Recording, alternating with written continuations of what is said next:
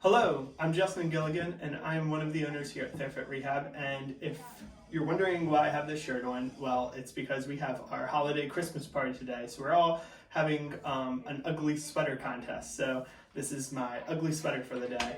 But I wanted to show you just the two other exercises that I love to do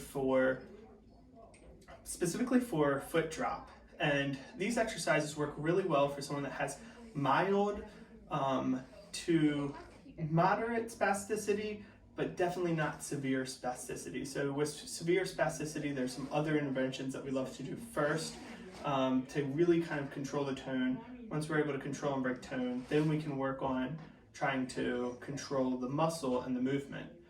So this works really well for mild spasticity, moderate spasticity, and then also weakness. So I'll go over the first exercise with you that I already sent in the email, just so that you guys have a really good idea of that. And that is going to involve bending one leg up like this, and you're kind of pulling back and trying to activate these muscles right here. So we're just trying to lift the toes up like this. So this is the primary muscle that we're working right here. It's going to be this muscle right here. You can kind of see coming up. If you're only able to get a little bit up, that's fine. That's perfect. You just want to try to do what you can do. So you're just coming up like this. The other thing that you can do is you can get some kind of a band or something to place on the end and pull. And as you're pulling, you want to try to pull those toes up too. So we can do it like this, but I would recommend sitting up. So a lot of times, bending your hip is going to make it easier for that ankle to bend.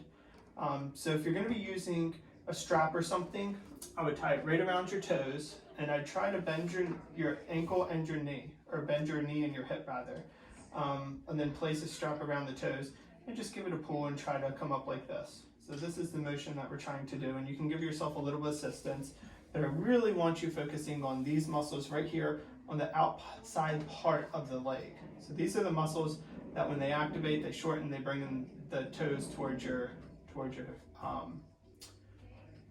like forefoot or the tibia. So this is kind of that movement that we're focusing on. And again, you can do it lying down, you can do it sitting up, you can even use your strap and assist with it. So those are all good ways to work that muscle. Now, after we do this exercise and we get really good at this, I love to progress it by doing something like this. So the first one, we won't use the stool just quite yet. I love to make that a little bit harder by using the stool, but you'll put the non-affected leg or your stronger leg out here, and you'll put the weaker leg towards you. And the goal of this is we just really want to get this forefoot moving over top of your foot. So we're trying to look for this motion right here. This motion of my foot moving forward and back like this. This is the motion I'm going for. So you're going to sit with one leg in front, one leg behind, and we're going to be pulling forward on the bed or the mat or the chair, and then coming back like this. This is the movement that we're looking for. And again, we are really trying to focus on these muscles right here. Not our upper body or anything, just these muscles. A chair works best for this. If you don't have a chair that you can get into, just your wheelchair or a mat would work fine too. I recommend putting something a little bit slippery underneath. And if you're scared about coming far forward and coming off of it, then you could even tie a belt to like the arms of a chair. Just tie a belt right here so that it gives you a stopping point. You want to try to get your glute fold right to the edge of the mat and then back. So this is kind of that movement we're going for. You're really pressing in and trying to use these muscles on the leg to come forward and then back. So that's going to be the first one. In order to make it harder, you could put a stool underneath to really give this leg the work. And then what we could focus on is putting both hands on this leg and really pushing through and popping up a little bit and then back down. So this motion right here is really going to focus on this muscle as well. So this will be a lot harder and something that we want to progress towards, but that's also going to really help to strengthen this muscle, which is going to be the muscle to pop that foot up. So even somebody that has something like MS or something that might be a more progressive disease can do these exercises and see results. So the idea is we make this muscle stronger, so you get the same amount of recruitment going to the muscle, but now the muscle is stronger, so it's going to try to do more work.